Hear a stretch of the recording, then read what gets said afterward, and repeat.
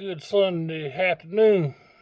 I want to speak to y'all a little bit about something that a lot of you don't believe in anymore. I mean, we have a hard time getting people to believe in God anymore, so making this other subject believable is even harder. And that's demon possession. Many of our children, many of our friends, many older people, many people of all different ages, races, creed, color, are being possessed by demons, and the churches aren't doing anything about it.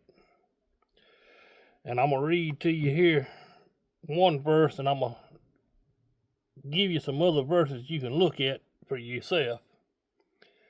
But Mark 16, verse 17, and these signs shall follow them that believe. In my name they shall cast out devils, and they shall speak with new tongues. They shall take up serpents, and if they drink any deadly thing, it shall not hurt them. They shall lay hands on the sick, and they shall recover.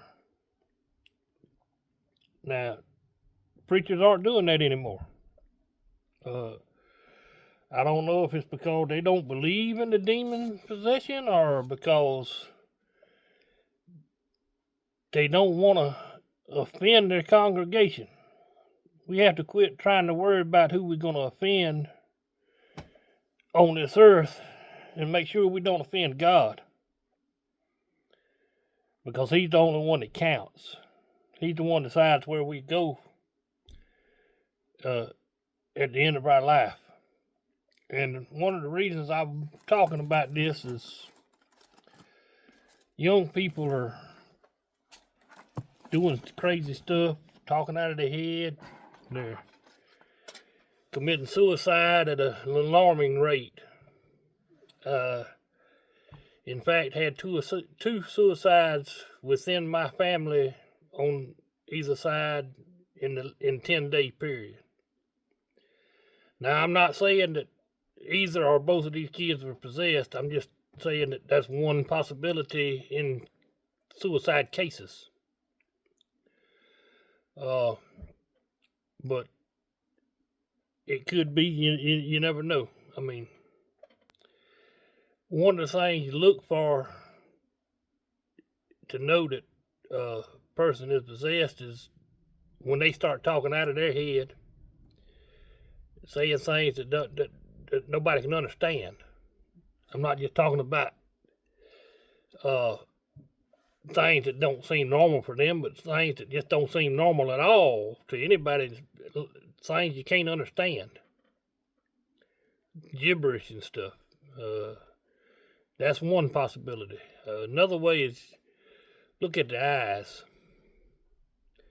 There's different ways, and this don't necessarily mean that every person that looks like this is possessed, but it's a good way to get the idea.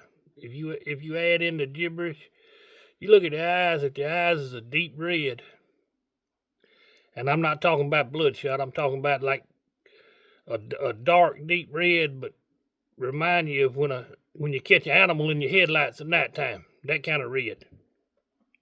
The whole center, the iris, the pupil, everything kind of looks red to you. That's one. Or the same part of the eye, the iris, the pupil, everything, a deep black. And that's not the normal eye color. Those are two possible signs.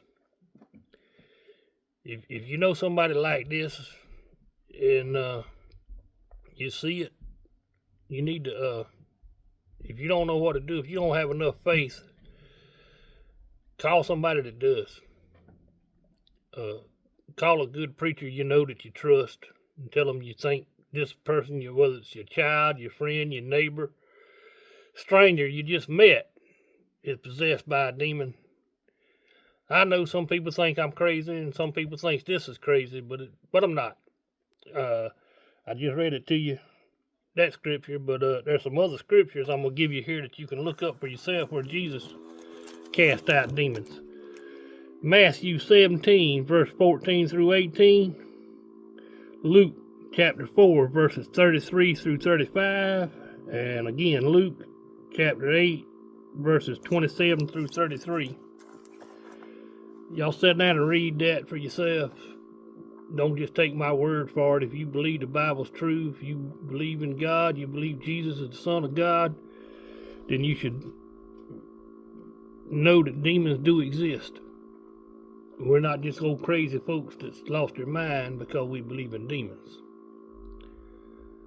And I know there's probably less people now than ever before that don't even believe in God. Even though some of those people have seen God's work, but they'll deny it.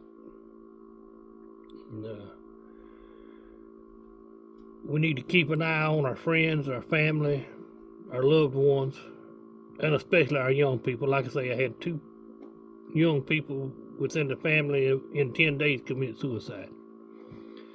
And I'm not going to get into details of who or why or any of that because I don't know all the details for one.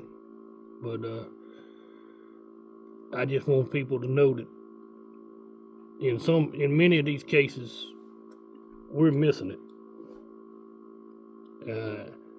May not be our fault, but we're missing it. It may be something subtle. I know the one young man, the first one that committed suicide, it seemed like he had everything together.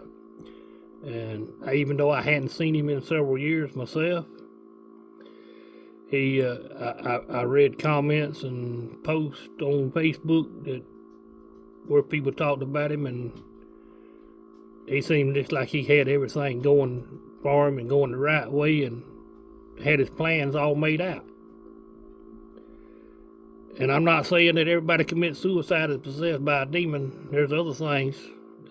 I mean, maybe it's a demon in metaphor.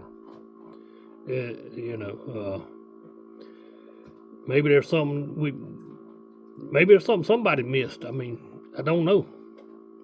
A lot of times, the parents, the siblings, they gonna be asking themselves, did I miss something or did I do something wrong? But a lot of times they didn't miss it because it didn't show around them, because that's who they hide it from the most. They hide things from the people that love them. But a lot of times a friend or just an acquaintance will see something that seems insignificant that they just missed.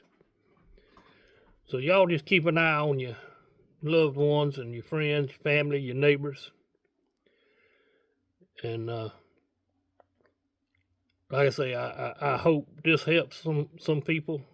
And I hope I don't hurt any feelings or cause any pain discussing the fact that there's 2 suicides in the family, Lord.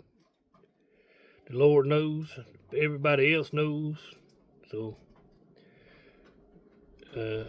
I love y'all. If you need to be on a prayer list, just leave a comment and let me know. If you like this video, hit the like button, subscribe to my channel. I thank you.